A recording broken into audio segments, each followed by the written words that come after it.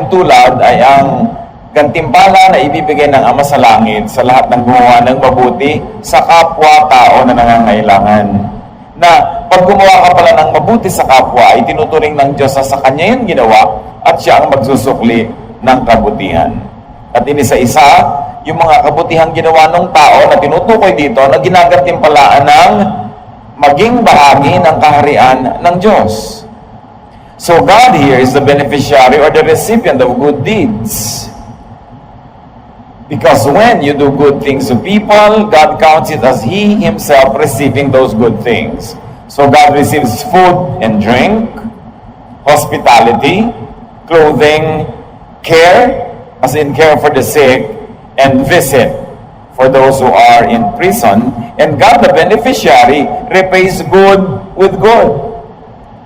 He pays good with the kingdom of God.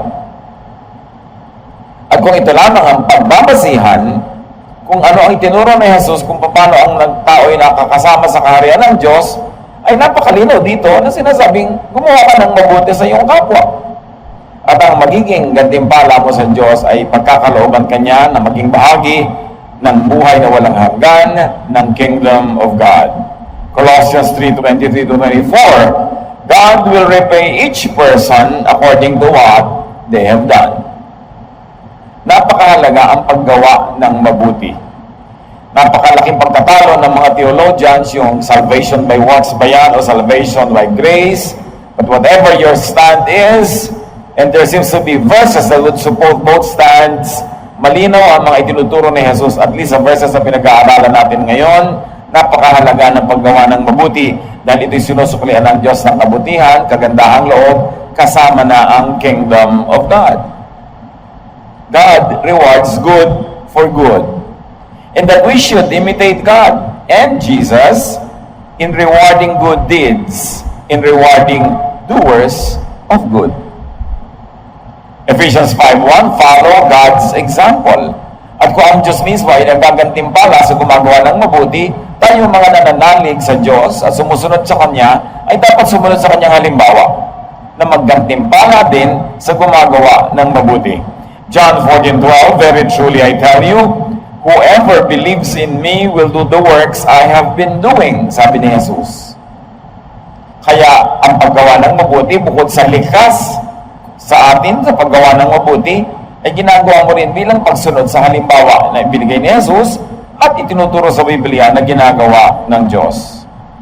Very importantly, believers of God, reward, do not punish good deeds or people who do you good, like people who give you food and drink. Meron mga nagbigay na nga sa'yo ng pagkain, pipintasan mo pa yung pagkain. Magre-reklamo ka pa. Yung ba ang napala nung nagpakain, nung nagluto, nung naghain, nung nag-share? Dapat tayo maging very sensitive dahil madalas pinaparusahan natin imbes gantimpalaan yung gumagawa sa atin ng mabuti. Kaya pinakamadalas na nasasaktan natin ang ating sariling asawa, anak, magulang, kapatid, kasama sa bahay, katrabaho. Yung gumagawa sa atin ng mabuti, madalas ang nasusukli natin sa kanya hindi mabuti. Sometimes we get too familiar with people that we feel entitled to receive good things from them, that we no longer are thankful. In fact, we become ungrateful. At mahalagang pinapaalalahanan ng sarili tungkol dito. Do not punish people who give you hospitality. Like, do not overstay your welcome. Pag may nagpatuloy sa'yo ng isang gabi, tama na, umalis ka na sa second day. Liban na lang magmakaawa siya sa'yo at piliti ka magstay pa. Hindi yung pinatuloy ka na nga, ayaw mo pang umalis, pinarusahan mo siya, nagsisisi na tuloy yung tao kung bakit ka pinatuloy. Do not overstay your welcome. And if you're a guest of somebody's hospitality, help out. Kailangan tumulong ka doon sa kung nakikitira ka sa isang bahay, tinanggap ka doon, makitulong ka sa household chores. At lalo kung kakayanin mo naman, makitulong ka sa gastos. Hindi yung pagpasok mo doon, naging bisita ka na, nagkaroon sila ng among dakila dahil naging bisita ka, nakakapagsisi kung bakit ka naging bisita. And do not have your own guests. Meron naman, pakain na nga siya, may bit-bit pang another pakain. Bisita mo na nga, may bitbit mo, pwede ba ako magsama ng iba? Bisita ka na nga eh. Meron naman, kung meron kang bahay bakasyon na, naimbita mo siya sandali, biglang mamaya, pwede bang mamaya magbakasyon ako dito, isasama ko mga kaibigan ko? Iniimbita kita, pero wala kang karapatang mag-imbita ng mga kaibigan mo. Pero maraming ganong tao, abusado. For having been invited, they punish the one who invited them by extending their stay, by abusing their stay. And of course, still with hospitality, do not unilaterally renew the invitation. Pag minsan kang naimbita sa isang bahay, sa isang lugar, sa isang okasyon, hindi automatic na lagi ka na lamang na imbitado o ina-expect mo, imbitado ka uli. Your invitation is only good for one event. Hindi ko minsan ka naimbita sa birthday celebration ng isang tao, tuwing birthday niya, nandun na yung mukha mo at hindi ka imbitado. Minsan lang yung parang ticket, good for one entry. At kailangan maghihintay ka na imbitahin ka uli. Huwag nating parusahan yung mga tao na nagiging mabuti sa atin. Reward. Do not punish good people who give you clothing and who give you care. Do not abuse. And people who pay you a visit. Mga kapatid, kahit tayo ay may sakit, kahit tayo ay nangangailangan, pag dinadalaw tayo ng mga tao, we should reward them, not punish them for visiting us. Paano mangyayari yun? Be your cheerful side. Hanggang kaya mo maging cheerful ka. And do not saddle your visitors with too many complaints. Nagbi-minister ka rin sa bisita. Hindi yun din kukumustahin ka na lang at lagi mo na ikukwento yung sakit ng ulo mo, yung hilo mo, yung pagod mo, yung sakit mo. Hindi na makarinig ng magandang balita yung dumadalaw sa'yo. Pwede ka naman makahanap ng magandang balita. Kumusta kayo? Ay, mabuti naman, natanggal na yung hilo ko. Hindi mo lagi sabihin, kasi masakit ang tiyan ko ngayon, masakit ang paa ko. Humanap ka ng ipagpapasalamat, nakakasayang topic, para hindi naman nakakapagod kang bisitahin. Nakakapagod ka na nga, yun lang to cross the city with traffic. Pagdating sa'yo, mag-minister ka rin sa bisita. Hindi laging ikaw ang miniministeran. Kaya iba nakakapagod ng dalawin eh. Napapansin nyo ba, ang isang may sakit, minsan lang nadadalaw. At pag hindi pa siya gumaling, sa puro lang niya uli ang next dalaw. Kasi nakakapagod ding dumalaw na ikaw din naman, iniagaw mo lang ng orasyon, meron ka rin nararamdaman, may problema ka rin. Tapos pagdating mo sa dinalaw mo, walang katapusang daing, walang katapusang reklamo, napakabigat ng feeling mo, napaka-negative. Ikaw din naman nangangailangan din ng pagtingin, nangangailangan ka rin ng care, kahit ikaw yung dumadalaw. Nagkataon lang na mas malakas ka ng konti kaysa sa kanya sa oras na yon, pero hindi ibig sabihin na superman or superwoman ka. So mga kapatid, pag kayo dinadalaw, isipin nyo, paano ko kaya papasayahin itong dumadalaw sa akin? Paano ko papaganin ang kanyang loob? Hindi laging ibubuntod nyo na lahat ang mga hinaing nyo sa buhay, kaya hindi na uli kayo nadadalaw. Minister to those who minister to you. Reward those who do you good with thankfulness, with gratitude. Pasalamat. Kahit tinulungan ka at kulang pa rin, huwag sabihin ay kulang. Magpasalamat ka, wow, nabawasan ang mga pangangailangan ko dahil sa bigay mo, hindi yung kulang pa rin. Yung parang kahit, etong ulo ko, gusto mo, eto pa ako, etong tuhod ko, sa'yo na, kulang pa rin. Kahit anong gawin ko, kulang at kulang, so huwag na lang. Dinadala natin ang mga tao na gumagawa sa atin ng mabuti. Napakaraming mga tao, habang bata pa lang sila, mga matulungin, mababait, pero nadala, tumigas na yung puso. Nagsara na ang mga pinto ng kanilang puso sa pangdadala ng kapwa. Dapat pag may ibinibigay sa atin, laging salamat. Hindi yung kulang. Ay, kulang din lang pala, di huwag na lang kitang bigyan. Reklamo at reklamo din lang, di huwag na lang. Luke 17:11 to 19. Now on his way to Jerusalem, Jesus traveled along the border between Samaria and Galilee. As he was going to a village, 10 men who had leprosy met him. They stood at a distance and called out in a loud voice, "Jesus, Master, have pity on us." When he saw them, he said, "Go, show yourselves to the priests." And as they went, they were cleansed. One of them, when he saw he was healed, came back, praising God with a loud voice. He threw himself at Jesus' feet and thanked him, and he was a Samaritan. Jesus asked, "Were not all 10 cleansed? Where are the other 9? Has no one returned to give praise to God except this foreigner?" Then he said to him, "Rise and go, your faith has made you well." So yung pinaglalakbayan ni Jesus, border ng Samaria at Galilee, border ng mga Jews at ng mga Gentiles, or ng Samaritans. They were not even full-blooded Gentiles. They were still Jews, except that in history, they were separated from mainstream Israel, kaya mababa pagtingin sa kanila ng mga pure-blooded Jews. Pero dahil pare-pareho silang may ketong, never mind kung sila ay Jew o Samaritan, pagkakasama na sila sa leper colony. Yung mga kuweba, mga lugar na tirahan ng mga may ketong. At may 10 doon na nagmakaawa kay Jesus sa pagalingin sila. At sila'y pinagaling. Takbuhan na. Uwian na yung mga tao. Aatupagin na nila buhay nila kasi bigla silang gumaling. Isa ang tumigil, bumuelta, nagpatira pa sa harapan ni Jesus at nagpasalamat.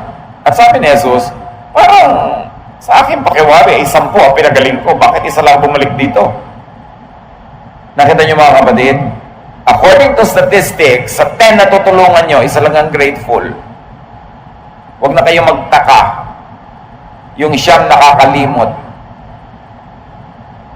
Nalilimutan na nila kahit anong kabutihan ang gawin mo, na may siyang kang nagawang mabuti, 10, hindi sila nasyahan, yun lang nagtatandaan nila.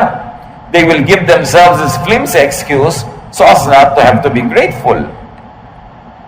But this one, and he was the Samaritan one, hindi siya yung Hudyo, alam niya sa mga kwento ni Jesus, laging mas mabuti pa yung mga Samaritan, mas mabuti pa yung mga Gentile kaysa sa mga Jew. Kasi yung mga Jew, sa sobrang pagiging religyoso nila, akala nila entitled na sila sa lahat ng blessing. At pag nabe-bless sila, hindi na sila grateful. Meanwhile, itong outsider feels very grateful. At minsan, di ba, ganon? Tulong ka ng tulong sa pamangkin mo, naubos sa lahat ng kabibigay mo, hindi pa rin grateful. Kasi iniisip, pamangkin naman niya ako, di tulungan niya ako. Entitled naman ako sa tulong niya. Kaya madalas, mas mainam pang tulungan ibang tao, mas tumatanaw ng utang na loob kaysa mga sarili mong kamag-anak. Kasi yung mga kamag-anak, they feel entitled. Feeling nila, dahil kamag-anak sila, duty mo silang tulungan, hindi sila masyadong thankful. So itong hindi ka mag-anak ni Jesus, hindi ka lahi, siya pa yung nagpasalamat. But the lesson is, be thankful, be grateful, and be expressive. Nagpatira pa siya, hindi basta thank you lang. Talagang with feelings ang kanyang pagpapasalamat. Napakaraming ganyang tao. Isa pang paalala is to reward people who do you good with whatever you could give in return. Kahit ikaw yung recipient, ikaw yung tinulungan, hindi ka pwedeng ma-zero ng pwedeng isukli. Meron at meron kang pwedeng isukli sa kabutihan na ginagawa sa iyo. Hindi sapat na thank you na lang kung meron ka naman pwedeng gawin, either service, or something nice, or something good, or whatever. Laging may token ng pasalamat so that you don't end the cycle of giving, receiving. Because when you receive and you give back thanksgiving, gratitude, and a gift, papaandarin mo uli yung makinarya para mag-give siya uli sa'yo, nagbigay ka uli. Non-stop yung cycle of giving. Pero pag binigyan ka, tinanggap mo, wala ka nang ginawa, tapos na, wala nang interaction. Hindi na tuloy-tuloy yung cycles of blessing. Acts 16:13-15, we sat down and talked with the women who came. One of them was Lydia, who sold expensive purple cloth.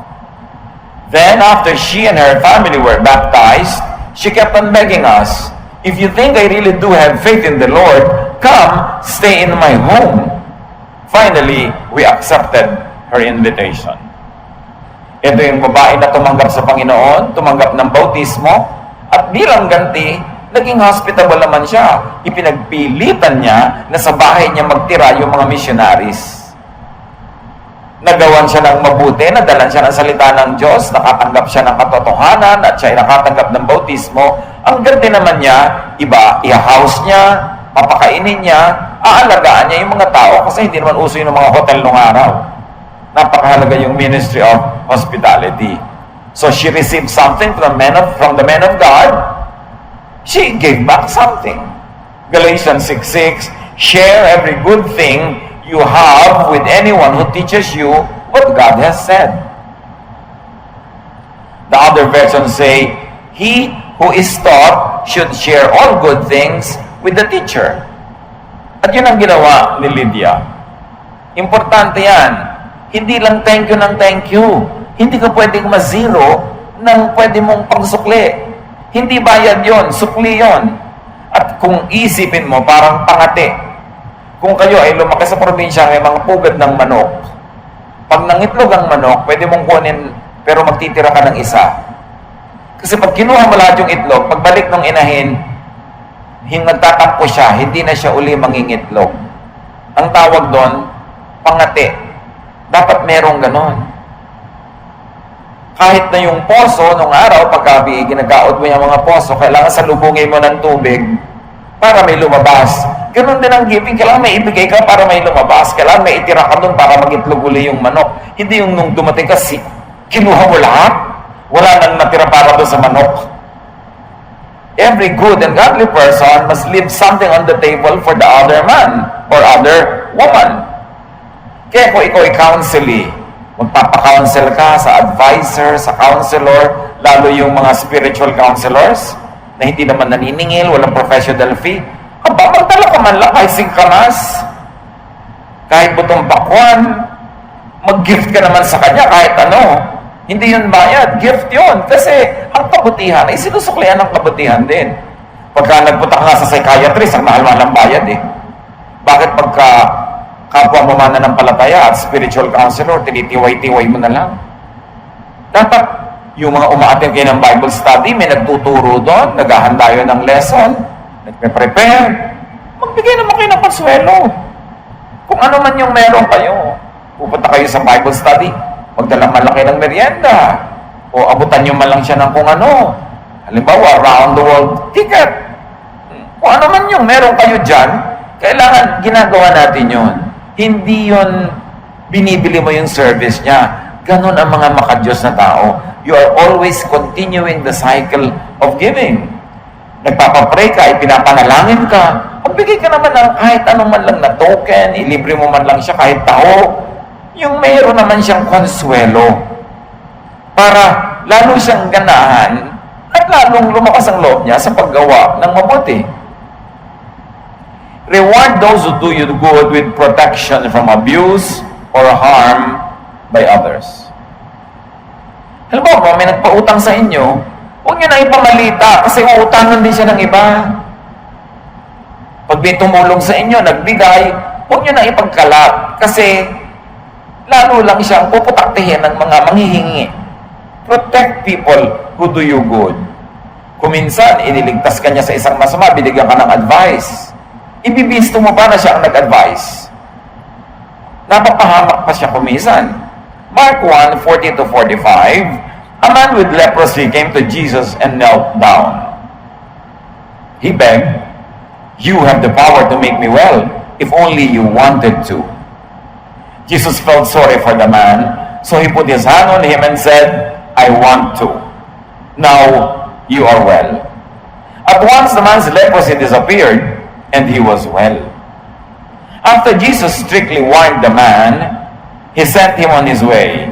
He said, "Don't tell anyone about this. Just go and show the priest that you are well. Then take the gift to the temple as Moses commanded, and everyone will know that you have been healed." The man talked about it so much and told so many people that Jesus could no longer go openly into a town. He had to stay away from the towns, but people still came to him from everywhere. Ito, ginawa na ng mabuti, pinagaling. Sabi ni Jesus, huwag mo nang ipagmakaingay, ha? Huwag mo nang ipamalita na pinagaling kita. Kung ano man ang dahilan ng Panginoon, di niya in-explain. Pero itong pinagaling, lalo ipinagdaldal ko kani-kanino na pinagaling siya ni Jesus. Ang naging bunga, nakainitan siya ng mga priest, gusto siyang ipatakip, at tapos yung mga tao nagkakagulo sa kanya, hindi naman gusto ni Jesus sa pagkaguluhan lang siya para sa pagpapagaling. Gusto niya magturo. Lumapit sa kanya para kanya maturuan. Puro pagpapagaling na lang ang agenda ng mga tao na hindi naman yun ang main agenda ng Panginoong Jesus. So, this man punished Jesus for healing him instead of rewarded Jesus for healing him. It's very important, brothers and sisters, keep confidences. Kung minsan, bagong-bagong member ka ng isang congregation, hindi mo alam kung sino doon yung mahilig mangutang, mambiktima, mang 1, 2, 3. May ali-aligid na sa'yo ng mga gustong mambiktima. Merong isang concern. Sasabihin sa'yo, alam mo sister, bago ka lang dito, pero bibigyan kita ng warning, ha? Huwag ka munang masyadong magtiwala sa mga ganito, ganon-ganon. Tapos ibibisto mo, alam mo, sabi, sa akin, huwag daw ko magtitiwala sa'yo. Ginagawa ka na nga ng mabuti, bubuluhin mo pa siya. At maraming ganong tao, hindi marunong magsukli ng kabutihan for kabutihan. Nakakapagsisinggawa ng mabuti, kaya tuloy yung dating mabubuti ngayon, hindi na ganong kabayat, nadala na. Keep the privacy of your benefactors. Hindi lahat ng nagbibigay ay gustong i-broadcast. Yung matatalino na nagbibigay sa kapwa, hindi nila binobroadcast kasi pupuntahan sila ng lahat. Hindi naman nila kayang bigyan lahat. May magtatampo, may maiinggit. So dapat quiet ka lang pag binibigyan ka. Hindi yung ipinahamak mo pa yung nagbigay sa'yo dahil may mga magtatampo pa sa kanya. Keep secrets. That's how you reward people who do good to you.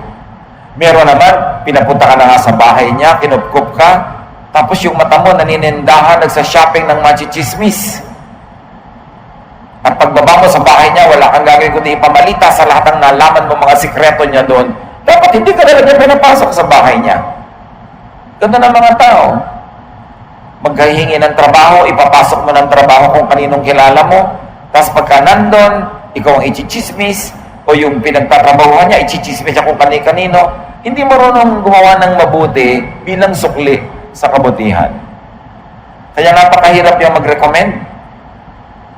Merong nangangailangan ng trabahador, may nangangailangan ng trabaho, ikaw mag-recommend. Mamaya parehong yung dalawang yun, ikaw ang sinisisi. Yung pinagpasukan mo naman sa akin, walang kwenta. O kaya yung ipinasok mo naman sa akin, walang kwenta. Kaya yung matatalinong tao, hindi nagre-recommend. Dahil ang ending, sila sumasabit.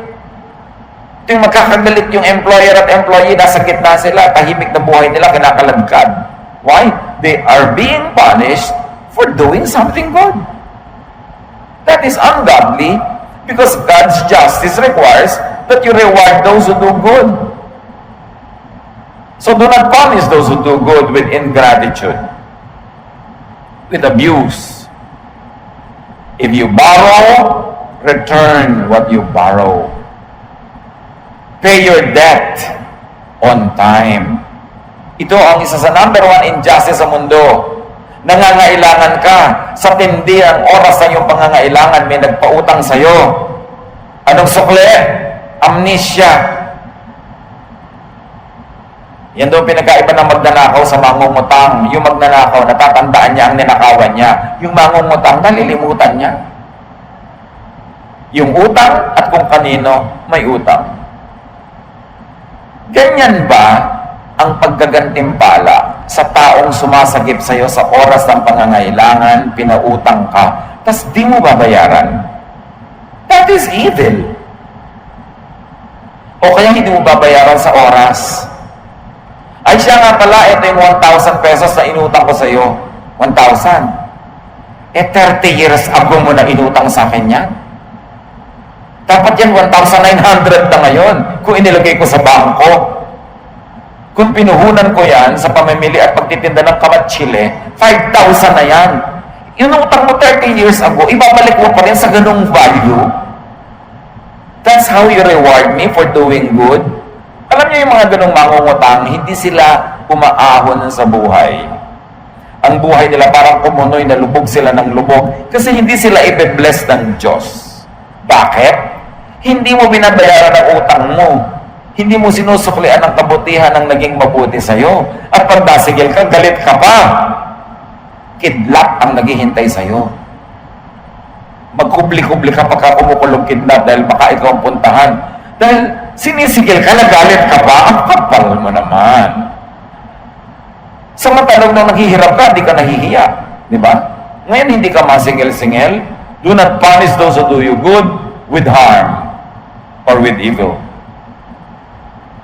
1 Peter 3:9, do not repay evil with evil. On the contrary, repay evil with blessing. So do not return evil for good, obviously. Matthew 25:21, his master replied, well done, good and faithful servant. You have been faithful with a few things. I will put you in charge of many things. Come and share your master's happiness. Nakita niyo ang gumagawa ng mabuti? Lalong ginagawa ng Diyos ng higit na mabuti, lalong umaasenso, lalong sumasagana, kaya lalo pa nila kayang gumawa ng higit na kabutihan. At sa paggawa nila ng higit na kabutihan, mas iba yung sukoy ang ibibigay sa kanila ng Diyos. It is a cycle of prosperity. Pero pag hindi ka marunong gumawa ng mabuti sa gumagawa sa iyo ng mabuti, it will be a cycle of poverty, a cycle of suffering. Because there is divine justice. Pagka hindi ka makaahon-ahon sa buhay, makahalata ka, baka kulang ka ng gratitude sa Diyos o kulang ka ng gratitude sa gumagawa sa iyo ng mabuti. At kung dumating ang panahon na wala nang tumutulong sa iyo, pag-aralan, baka nadala ang mga tao sa iyo. Hindi lang, do not return evil for good, but all the more, return good with and return good for good. Yung negative, mabuti na nga, sinuklian mo ko ng masama.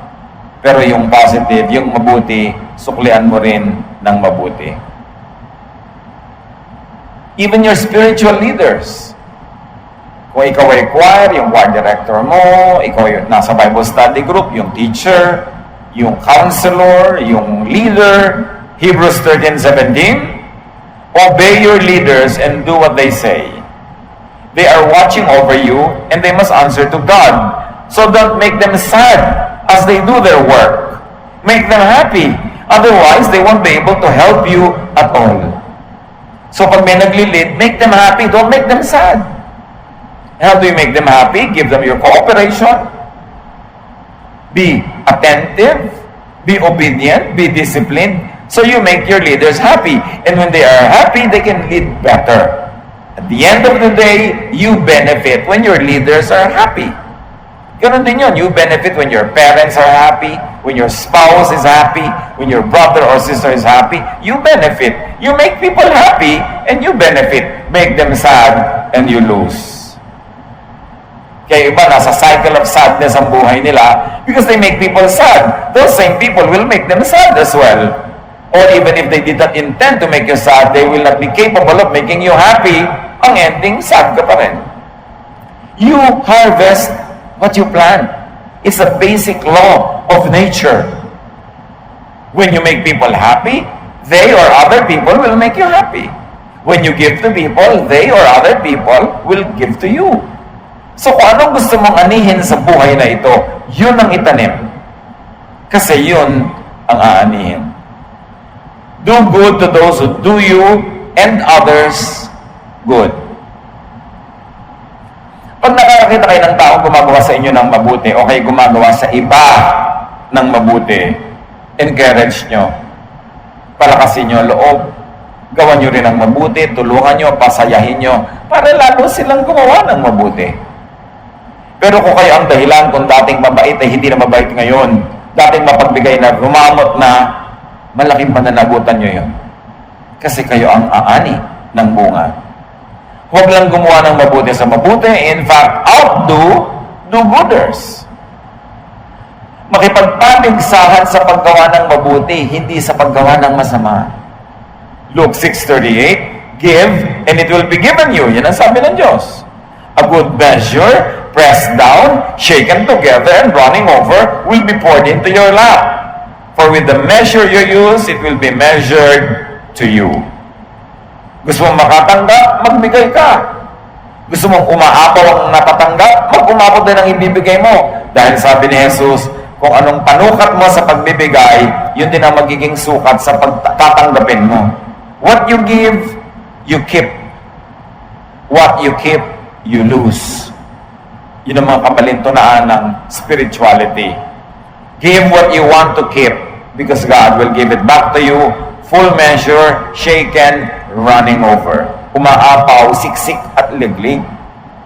Luke 6:32-33. If you love only someone who loves you, will God praise you for that? Even sinners love people who love them. If you are kind only to someone who is kind to you, will God be pleased with you for that? Even sinners are kind to people who are kind to them. Malinaw ang sinasabi dito ni Jesus. Kung ang minamahal mo lang yung nagmamahal sa'yo, kung ang ginagawa mo lang ng mabuti, yung gumagawa ng mabuti sa'yo, nothing is impressive about that. Kasi kahit masasamang tao, mahal nila yung nagmamahal sa kanila. Pero dahil anak ka ng Diyos, dapat malampasan mo yon, mahal mo yung hindi nagmamahal sa'yo. At maski gumagawa sa'yo ng masama, ay ginagawa mo pa rin ng mabuti. Kasi yun ang tanim mo, yun ang aanihin mo. Importanteng maintindihan natin yun. Na magpapaligsahan sa paggawa ng mabuti, sa pagbibigay, hindi sa nakawan, hindi sa panglalamang, kundi sa paggawa ng mabuti. All the more that we should do good for good. Napakayaman ng Diyos. Napakayaman ng planeta. Napakaraming kayamanan sa mundo. Hindi lang material, kayamanang emosyonal, kayamanang spiritual. Wala dapat nasalat sa kayamanan. Wala dapat naghihikahos, nagdarahok. Pero bakit marami ang nagdarahok? Bakit marami ang naghihikahos? Siyasatin natin ating sarili sapagkat yung hindi natin tinatanggap, maaaring isa lang ang dahilan kasi hindi natin ibinibigay. Matuto tayong maging mapagbigay, mabait, mabuti, at yun din ang ating matatanggap. Ama namin, turuan niyo po kami. Siyasatin yung sarili namin para maunawa namin kung paano namin sisimulan o ipagpapatuloy yung cycle of affluence, cycle of prosperity, cycle of love and goodness and friendship. At hindi yung negative cycles of enmity, of war, of poverty, of suffering. Ituro nyo sa amin kung anong cycle ang pinapaandar namin sa aming buhay, kung ano ang aming ibinibigay na eventually siya rin naming tinatanggap. Pagbulay-bulayan natin ang kahulugan ng mga katuruang ito, unlock the mystery of God's prosperity and kindness and love and goodness. And whatever you like to receive, give it first. Because you keep what you give away.